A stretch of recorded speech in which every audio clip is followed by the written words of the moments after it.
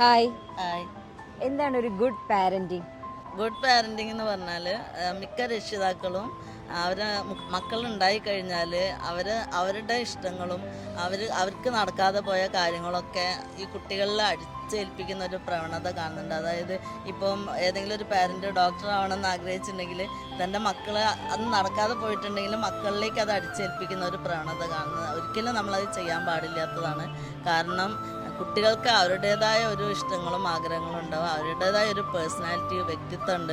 അപ്പോൾ അവരുടെ ഇഷ്ടങ്ങൾക്കും ആഗ്രഹങ്ങൾക്കും നമ്മൾ നിന്നു കൊടുക്കുക, അതിനനുസരിച്ച് അവർക്ക് വേണ്ട സഹായങ്ങൾ ചെയ്തു കൊടുക്കുക എന്നുള്ളതാണ് നമ്മൾ രക്ഷിതാക്കൾ ചെയ്യേണ്ടത്. അല്ലാതെ അവർ നിർബന്ധപൂർവ്വം ചിലപ്പോൾ കുട്ടികൾക്ക് ഈ അല്ലെങ്കിൽ നൃത്തങ്ങൾ, പാട്ട് അങ്ങനെ ഇഷ്ടമില്ലാത്ത കുട്ടികളുണ്ടാവും. അവർക്ക് ചിലപ്പോൾ കായികമായിട്ടുള്ള കാര്യങ്ങളായിരിക്കും, സ്പോർട്സൊക്കെ ആയിരിക്കും ഇഷ്ടമുണ്ടാവുക.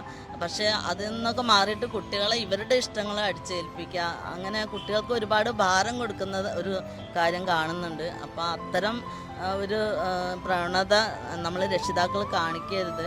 കുട്ടികളെ അവരുടെ ഇഷ്ടത്തിന് വളരാനുള്ള ഒരു സാഹചര്യങ്ങൾ ഒരുക്കി കൊടുക്കാൻ മാത്രമാണ് രക്ഷിതാക്കൾ ചെയ്യേണ്ടത്. Okay, thank you. പേരെന്താ? അജിത.